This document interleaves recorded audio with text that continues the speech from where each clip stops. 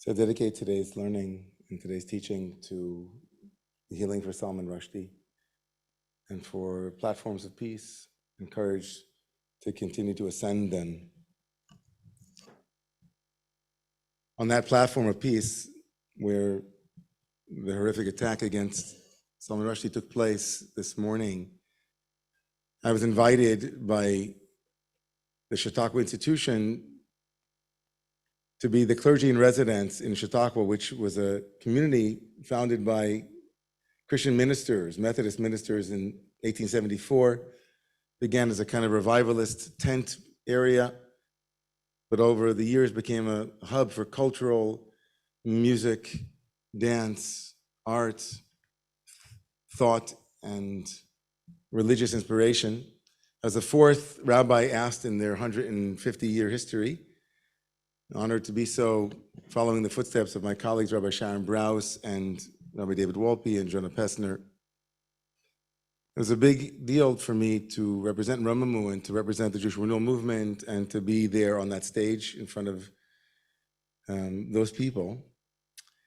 And so I took it very seriously, and as you can imagine, Sunday mornings in their amphitheater, which seats about 4,500 people, it's quite full, it's open, no one has to pay, and people come from everywhere to be there. And for the week that I was there, the clergy, the liturgy and the prayer was going to be done in Hebrew, or not in Hebrew, but taken from the Hebrew prayer book. It'd be Jewish prayers. And so quite a bit was being done on my behalf and on behalf of the Jewish community of Chautauqua. And so on that very first Sunday morning in front of about 2,000, maybe 3,000 people, I don't know, I opened my notebook with all of my sermon notes in it that I had carefully prepared, and I ascended to that bima, to that podium, and began this way. I said, "Good morning, Chautauqua. I've only been here for 2 or 3 days, and I'm a bit overwhelmed by everything that I've seen." And at that moment, a lovely tap on my shoulder had me turning to my left, where the liturgist informed me that it wasn't yet my turn to speak.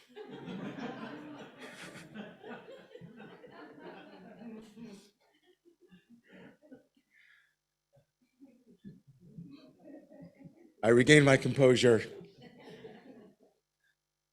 and said into the mic, "I guess I've already made you into my home synagogue," in which they all laughed, and sat down. And then when my turn came, I did stand to speak. But that moment was an example of something that happens in the Jewish calendar, that moment of falling and then standing up again, of maybe missing the moment or wondering if perhaps you've ruined the whole thing and then you get a chance to start again. It took place this past week and tonight. Tisha B'Av, which was the Jewish day of desolation and grief and mourning, our communal, our national day for honoring that which has been destroyed, that which has been completely rent asunder, is followed very quickly by Tu B'Av, tonight, last night and today, the 15th of Av. And that essentially Tu B'Av is known in the tradition as Yom Ha'ava, the day of love. The 15th day of Av is a day of Eros, a day of connection, a day of repairing that which has been rent asunder. And this kind of thematic progression in our calendar is also an existential one in our Jewish tradition. The Jewish tradition honors brokenness. It recognizes that things don't always go as you imagined they would be, or maybe as you planned, right? A mensch tracht and Gott laughed. A man, human beings have all kinds of designs, and then there's the reality that meets the map of your expectations. And so our tradition maps this moment not just onto the calendar, but onto each and every moment of our lives. Our tradition recognizes that there is great humility in knowing that it is possible to repair that which has been broken. It's possible to bring about a reunion when there has been divorce and there's been distance. It's almost hardwired into this coming week's Torah portion, a Torah portion that always happens and coincides with Tu B'Av And with this Shabbat of comfort, as we sang, the Shabbat after Tisha B'Av is called the Shabbat of comfort and consolation. Nachamu, nachamu. Moses will come to the people and say to them, you know, I prayed to God that he would bring me over into the promised land. I prayed that I would have my deepest yearnings honored, but they were not requited. I prayed and I prayed and I prayed. According to the rabbis, I prayed thousands of prayers, but it didn't help. And now you people, he says to the Jewish people, don't mess it up. You don't blow it. I didn't make it into the land, but you can. Right? You can make it into the land. But just don't be disobedient. Be careful to honor all of the things in the Torah. And Moshe goes through all of the ways that the people can avert disaster. The beginning of the Torah portion tomorrow morning in chapter 4 and 5 tells us a prescription of what to do in order to avoid having to be exiled from the land. And then you know what Moshe says? He says, when you have children, they're going to fall. It's inevitable, he says. And then Moshe goes on to say what will happen when they fail, because he's already warned them not to fail, because if they fail, they'll be exiled and sent out of the land. But then he goes on to say, well, they won't listen to what I'm writing here in the Torah. They won't listen to my sermon. They won't listen to anything I'm telling them. There won't be any warnings. They're just going to do what they're going to do. And then it will happen. They will be exiled. And then he says these words, really remarkable.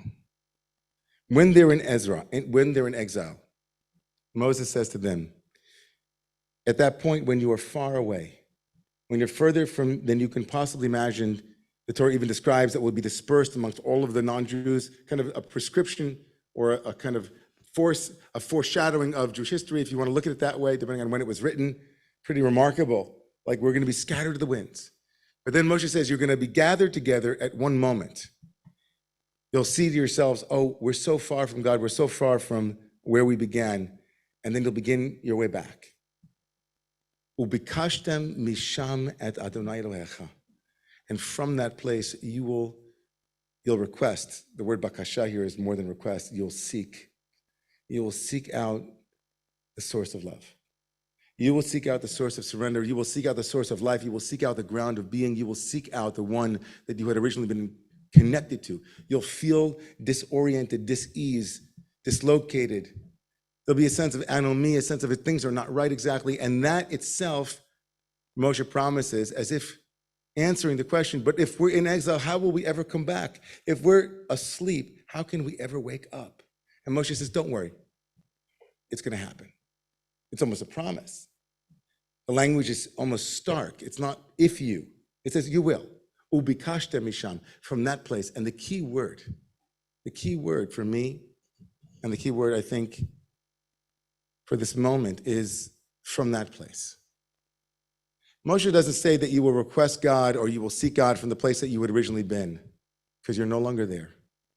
He doesn't say you will request God from the place that you anticipate going to, because you're not yet there.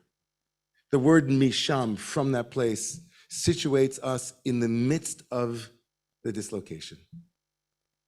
There's no place to go but from where you are. Before John Kabat-Zinn came along and said, wherever you go, there you are, Moshe Rabbeinu, Moses, our teacher, said, wherever you want to go, start from where you are. Start from where you are. Such remarkable advice, because I don't know about you, but many times I find myself 2 or 3 days into trying to get somewhere, realizing that I can't get where I want to go unless I'm already where I am. Can you imagine? I know today that little Orzi, we should send him a for Shlema, had to go get a tooth extracted. He's okay, thank God. As I like to say, Vishinantam levanecha, I give in my teeth to my children. And so he had a little problem with his teeth. And so he came home and he was in so much pain because he, Novocaine, he's not used to being numbed. And he was just sitting on the floor and saying, owie. That was his owie. He likes to say, owie, owie. So Ariel sat down right there with him. Just sat there. Ubikashtem Mee'shom, from that place right there. It's the simplest advice. The Buddha gave it. Hindus gave it. Native Americans gave it. Everybody who knows anything about the way that spirit works, any doctor who knows a thing about medicine that the spirit or the soul requires knows you can't get where you need to go if you're not where you are already. if your entire time is spinning your wheels about how to get out of this place and not actually moving from it, any dancer, any singer knows you have to sing from where you are, deep in that place, if you want to go somewhere. Any theory of change must begin Mee'shom, from that place. And so the Torah says, and Moshe says with such certainty, you can't, as theotropic beings, as human beings who are inclined towards spirit and God, you can't live long without divinity, without meaning, purpose, whatever you want to call it. We have so many nicknames for divinity. Meaning, purpose, ground of being, that which sources your life. You can't live uprooted from that place for very long without feeling that your soul is out of alignment. You need chiropractic adjustment in the neshama to your soul. So you start, Moshe says, start Mee'shom, from that place. The place where you got lost, the place where you find yourself, start there. And from there, make your way home. Obviously, it's a hackneyed myth, but it doesn't mean it's not true. It's true that when Dorothy had kind of finished asking everybody how she could get home, she realized that she could only start from where she stood.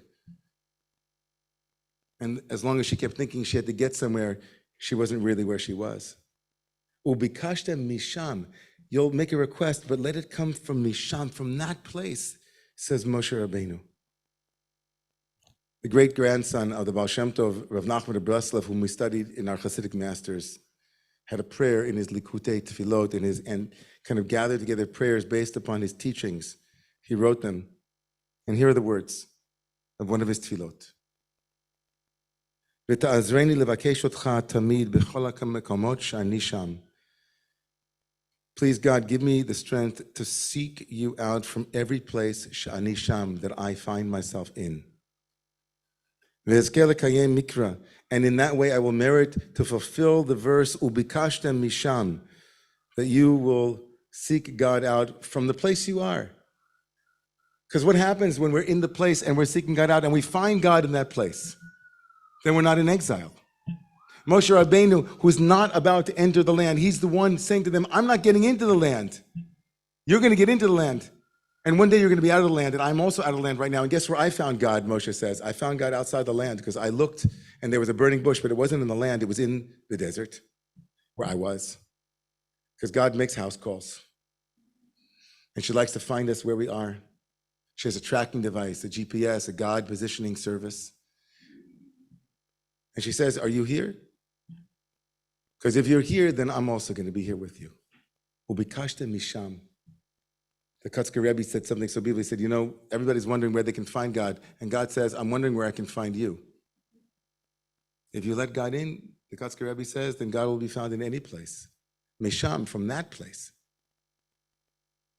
And Rav Nachman goes on to say, Tiyen nimsa imi tamid b'cholet. Be with me, Divine One, in every moment. Utekarveni elecha, bring me close with compassion and mercy, so that I might become a true seeker. Rabbi Rachel Barenblatt, known as the Velveteen Rabbi, she wrote a beautiful poem called Promise on this week's parsha. If you act wickedly in the land which I give you, you will be cast out. You will wander homeless with your possessions on your backs. You will be scattered and serve the gods of consumption and overwork. But if you search there for relationship with what lasts, you will find me. No matter how distant you think I might be, heaven and earth, immovable and eternal, be my witnesses. Even your exile from me is an illusion. I will not forget. This Shabbos is that juxtaposition of Tu B'Av, which is love day, and consolation, Nachamu, Shabbat Nachamu. And I think it's also an opportunity as we make our way from of Tisha B'Av and the day of annual grief, national grief and national mourning, and we make our way towards the Chagim, towards the high holidays. It's important to pick up this little piece of the tshuva practice. That as we begin our journey of healing what we can heal and repairing what we can repair, it begins with this little secret that Moshe planted. Mee'shom, start where you are. Start in the place of owie.